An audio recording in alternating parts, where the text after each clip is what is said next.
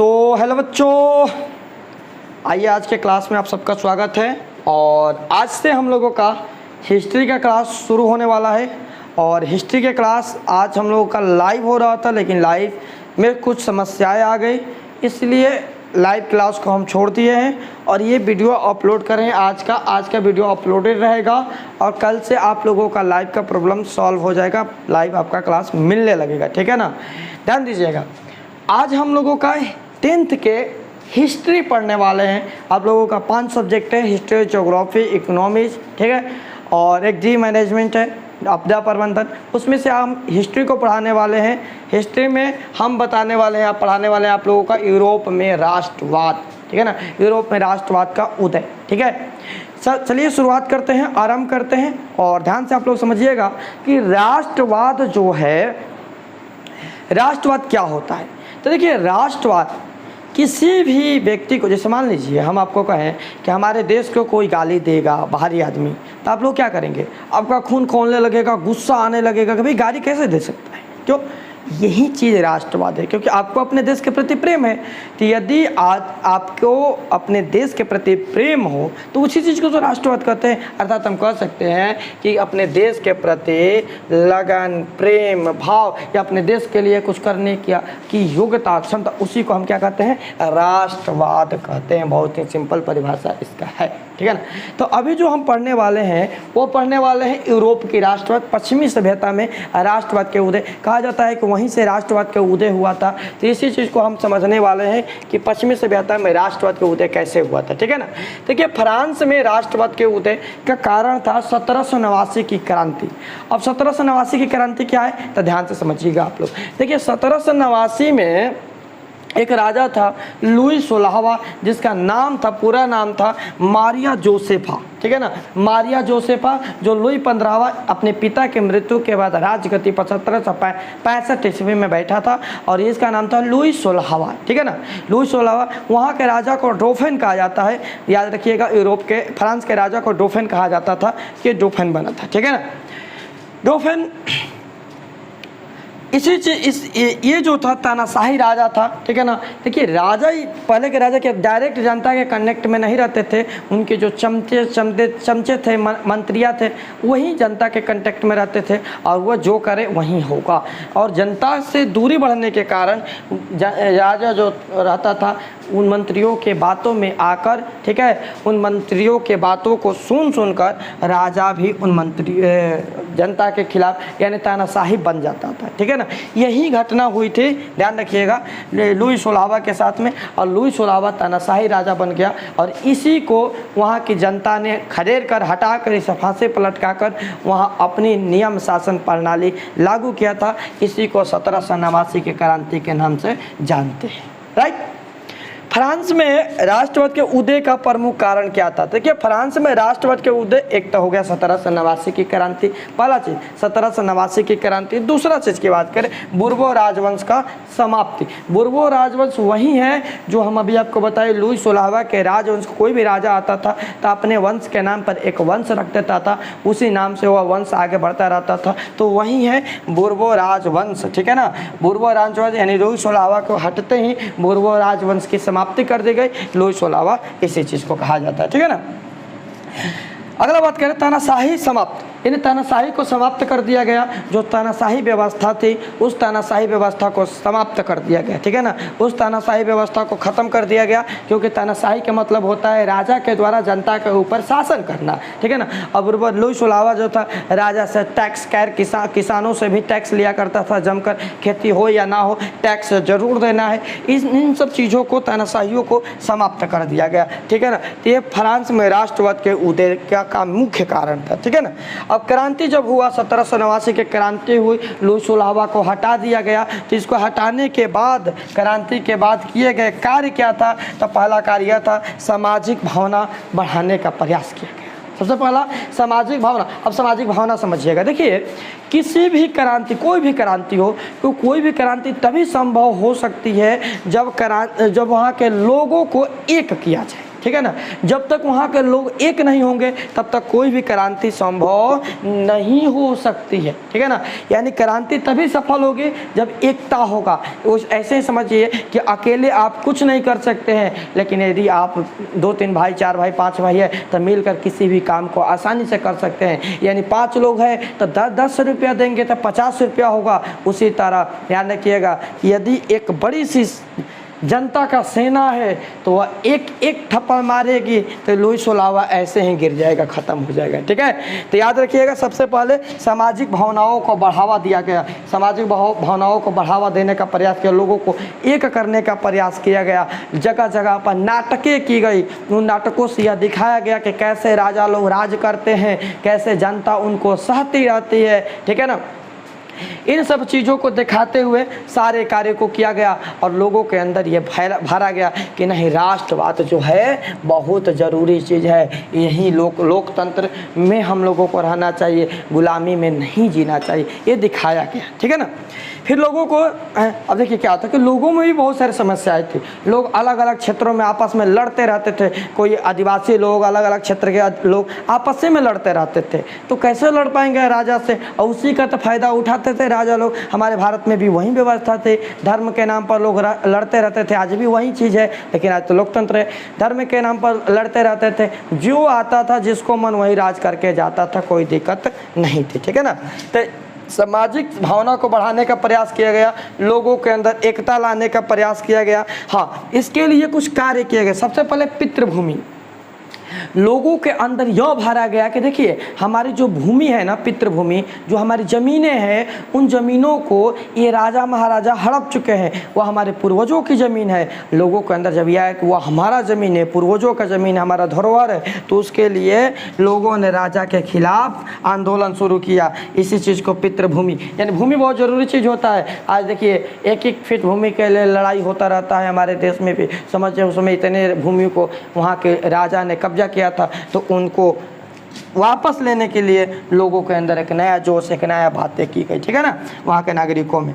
फिर एक समाधान, देखिए सबसे प्रॉब्लम था कि वहाँ पर कबीलाई लोग रहते थे और उनका सबसे बड़ा प्रॉब्लम था, सब कोई का अपना अपना एक झंडा था। और वे लोग, जैसे हम लोग क्या करते हैं, हमारे भारत में क्या होता है, लोग जाति धर्म के आधार पर लोगों को नीचा दिखाने का प्रयास करते हैं। हमार जतिया बड़ हो तो तहार जतिया बड़, ठीक है, इसी चीज़ में हमारे भारत के लोग रह जाते हैं, ठीक है।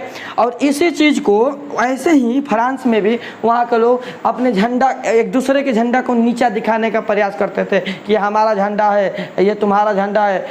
अपने विपरीत वाले झंडे को कचटा जाता था, फेंका जाता था, फाड़ा जाता था, और सामने वाले को दिखा दिखा कर वो इनके झंडा को ऐसे ही आपस में लड़ते रहते थे, ठीक है। तो ये सबसे बड़ा प्रॉब्लम था। तो वहाँ के इस प्रॉब्लम का सोल्यूशन कैसे निकाला गया, देखिए जैसे कैसे हमारा भारत का जो फ्लैग है, झंडा है, हम उनके प्रति क्या होते हैं, ईमानदार होते हैं, उसको नीचे नहीं गिरते देख सकते हैं, उसका मिसयूज नहीं कर सकते हैं। क्यों तो उससे हम अपने देश से प्रेम करते हैं, अपने देश से हमें लगाव है, इस कारण से उसका हम बेइज्जती नहीं सह सकते हैं, ठीक है ना। उसी तरह इन लोग भी अपना झंडा का बेइज्जती नहीं समझ सकते थे, तो इनका एक तोड़ निकालना पड़ेगा भाई कि ये चीज़ कैसे ख़त्म होगा। तो वहाँ क्या किया गया कि इनके तोड़ निकालने के लिए सभी झंडा को मिलाकर एक ही में एक झंडा बनाया गया, ठीक है ना। और इसका मतलब सभी झंडा को एक ही में मिला दिया गया और एक झंडा बना। अब इससे क्या होगा कि जितने भी वहाँ पर समुदाय लोग थे, उनका सबका झंडा उस झंडा में है, ठीक है। तो यदि उस झंडा को वो नुकसान पहुँचाते हैं, फाड़ते हैं, नीचा दिखाते हैं, तो इसका मतलब वो अपना झंडा कभी नीचा दिखाएंगे, जो कि वह कभी करेंगे नहीं। इस तरह उनको ना चाहते हुए भी अपने विपरीत वाले झंडा का सम्मान करना पड़ेगा, इज्जत करना पड़ेगा, ठीक है ना। तो एक झंडा का, एक समान झंडा का निर्माण किया गया, ठीक है ना। उसके बाद हम समझते हैं कि क्रांति के बाद किए गए जो कार्य थे वो क्या थे। भाई क्रांति के बाद क्या कार्य किए गए, क्रांति के लिए किया गया था, क्रांति के लिए क्या कार्य किया गया था कि भाई इतना काम करने से लोगों के अंदर जोश आया, लोग एकता हो गए, एकता होकर राजा के खिलाफ लड़ाई कर दिए, राजा के खिलाफ लड़ दिए और राजा गया तेल लेने। 1789 में क्रांति हो गई, राजा लुइस सोलावा चला।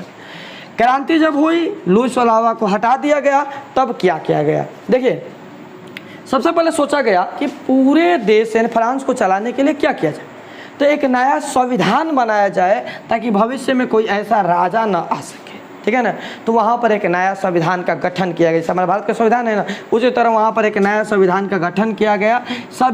उस संविधान में सभी नागरिकों को, वो छोटे जाति के हो, बड़े जाति के हो, गरीब हो, धनी हो, सबको एक समान अधिकार दे दिया गया। क्या नहीं भैया, सबका एक समान अधिकार है। इस देश के संसाधन हो, इस देश के हर एक चीज़ पर सबका एक बराबर अधिकार है। सबसे बड़ा चीज़ तो ये किया गया कि वहाँ पर जितने भी धनी वर्ग के लोग थे ना, जमींदारी व्यवस्था को समाप्त कर दिया गया। समानती व्यवस्था, इसी को जमींदारी व्यवस्था कहते हैं। यानी राजा के बाद कोई दूसरा अमीर व्यक्ति था तो वह था जमींदार, जो बड़े बड़े खेतों को 50-50, 100-100 बीघा खेतों का मालिक था, ठीक है ना। तो भाई राजा तो गया, लेकिन इनको भी तो हटाना जरूरी है, क्योंकि राजा जो था ना, इन्हीं राजा खुद तो खेत में जाएगा नहीं काम करने, लोगों से पैसा लेने, तो वह जमींदारों को खेत देता था और जमींदार मजदूरों से बंधुआ मजदूर बनाकर उनसे काम करवाते थे और उससे जो फायदा होता था राजा को बैठे बैठे मिल जाता था। तो लोग कहा गया कि नहीं, समानती व्यवस्था को भी समाप्त करना होगा। यानी यहाँ पर जो मजदूर हैं उनको, ये जो मजदूरी व्यवस्था है इसको भी समाप्त करना पड़ेगा। तो वहाँ के लोगों ने क्या किया कि इन जमींदारों से खेतों को, ज़मीनों को लेकर सब में बराबर बराबर बांट दिया गया, सबको एक समान अधिकार दिया गया, ठीक है ना, ध्यान रखिएगा। इसके बाद स्टेटस जनरल। स्टेटस जनरल के मतलब समझिए, स्टेटस जनरल क्या होता है तो देखिए, स्टेटस जनरल एक ऐसी व्यवस्था थी, एक ऐसी संस्था थी जो बनाया गया था जनता की भलाई के लिए, लेकिन इसमें जनता की भलाई नहीं होता था। इसमें राजा के चापलूसीकार मंत्रियाँ होते थे, ठीक है ना, चमचे होते थे, जो राजा की बड़ाई पर बड़ाई किया करते थे और राजा उनकी बड़ाइयों को सुन सुनकर खुश होता रहता था, ठीक है ना। इन्हें रखा गया था जनता के समस्याओं को बताने के लिए, लेकिन ये काम वो नहीं करते थे, क्योंकि इनकी पता था कि राजा खुश हो जाएंगे तो हम लोग भी खुश हो जाएंगे, ठीक है ना। तो वैसे ही बात करते थे जिससे राजा को खुशी मिले, और राजा खुश होंगे तो इनाम देंगे, गिफ्ट देंगे, जो इनके लिए लाभदायक था। तो इसे हटाकर नेशनल असेंबली बनाई गई, ठीक है ना। नेशनल असेंबली में कुछ पढ़े लिखे समझदार लोगों को रखा गया, जो जनता के समस्याओं को वहाँ के जो भी सरकार बनेगी उनके पास लेकर जाएगा। उसे हम लोग नेशनल असेंबली के नाम से जानते हैं, ठीक है ना। उसके अलावा आंतरिक आयात निर्यात पर जो कर था, जैसे क्या था कि उस अपने ही राज्य में एक जगह से दूसरी जगह जाना होता था तो वहाँ पर टैक्स लगता था, और सबका टैक्स अलग अलग लगता था, कर लगता था, ठीक है ना। पहले जीएसटी आने से पहले हमारे भारत में भी ऐसे ही था कि भारत में किसी सामान पर अलग, बिहार में किसी सामान पर अलग टैक्स था, तो उत्तर प्रदेश में अलग था, तो अलग अलग राज्य में अलग अलग टैक्स लगते थे। लेकिन जीएसटी आने के बाद में सारे टैक्स को एक समान कर दिया गया। उसी तरह यहाँ पर टैक्स को ही ख़त्म कर दिया गया, ठीक है ना। इसे बाद में लगाया गया, लेकिन अभी तत्काल इसे ख़त्म कर दिया गया। और वहाँ पर नाप तौल की प्रणाली जो कि अलग अलग थी, कहीं पर एक किलोग्राम चीज़ कहीं पर 900 ग्राम होता था, तो इन चीज़ों पर भी ध्यान दिया गया। इन चीज़ों को नाप तौल प्रणाली पद्धति को एक किया गया, नाप तौल पद्धति की शुरुआत की गई। यानी अंदाज वाला जो सिस्टम था, 1 आजुर 2 आजुर 1 गमला 2 गमला, इस चीज़ को हटाकर वहाँ पर जोखने नापने तौलने की व्यवस्था लाई गई, ताकि लोगों को विश्वास बना रहे, ठीक है ना, लोग अब विश्वास में जिए, ठीक है ना। उसके बाद फिर से कर, देखिए कर नहीं रहेगा तो किसी भी देश में यदि टैक्स नहीं लगेगा तो अब व्यक्ति काम नहीं कर सकता है, व्यक्ति नहीं जी सकता है, ठीक है ना। सरकार नहीं चल सकती है, सरकार गिर जाएगी। टैक्स ही ऐसा एक चीज़ है जिससे सरकार चलती है या देश चलता है, कहिए, ठीक है ना। टैक्स जरूरी होता है, तो वहाँ पर भी टैक्स लगाना जरूरी था, तो वहाँ पर भी एक समान टैक्स लगाया गया। कहा गया कि कोई भी हो सब पर एक समान टैक्स लगेगा, कम बेसी टैक्स नहीं लगेगा, एक समान टैक्स कम से कम लगाया गया जिससे काम हो सके, ठीक है ना। उसके बाद सबसे बड़ा प्रॉब्लम था, वहाँ पर अलग अलग कबीला के क्षेत्र के लोग रहते थे और सबकी भाषा अलग अलग था, सब लोग अलग अलग बोलते थे, ठीक है ना। तो कहा गया कि भैया सब लोग अलग अलग बोलेंगे तो इस तरह व्यापार करने में, अलग अलग चीज़ करने में समस्याएं होगी। तो कहा गया कि काम करते हैं, फ्रेंच भाषा अधिक लोग बोलते हैं यहाँ पर, तो वहाँ पर फ्रेंच भाषा की मान्यता दे दी गई। जैसे हमारे भारत में अधिकतर लोग हिंदी बोलते थे उस समय, तो हिंदी की मान्यता दी गई। नहीं तो भारत में तो मराठी, भोजपुरी, अनेक बंगाली भाषा बोलने वाले लोग हैं, लेकिन हिंदी की मान्यता दे दी गई, क्योंकि हिंदी बोलने वाले वाला अधिकतर लोग थे। याद रखिएगा, राष्ट्रभाषा हिंदी नहीं है, हिंदी एक ऑफिशियल लैंग्वेज है, केवल काम काज की ही भाषा है जिसे बढ़ावा दिया गया है। ठीक है ना। 1793 में लुई सोलावा को सार्वजनिक रूप से इससे गिरफ्तार करके रखा गया था, इसके पत्नी को 1793 में से पकड़कर और सार्वजनिक रूप से यानी सभी जनता के सामने इसे फांसी पर लटका दिया गया। बेचारे सेल गए, काम खत्म हो गया और उसके कुछ दिन के बाद में इसके पत्नी को भी फांसी दे दी गई। ठीक है ना। तो ये था लुई सोलावा की रंगबाजी और लुई सोलावा की कहानी। ठीक है ना। इसके बाद कल के क्लास में हम लोग पढ़ने वाले हैं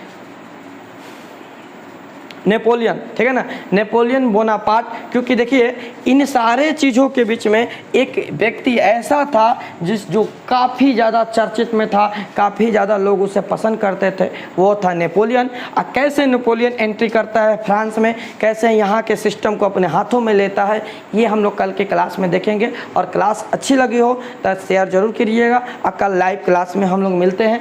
सॉरी आज के लिए, क्योंकि आज नेटवर्क प्रॉब्लम हो गया था, हम इसे जल्द सुधारने का प्रयास कर रहे हैं ताकि सुधर जाए, काम होता रहे। ठीक है ना। चलिए मिलते हैं कल के क्लास में। धन्यवाद।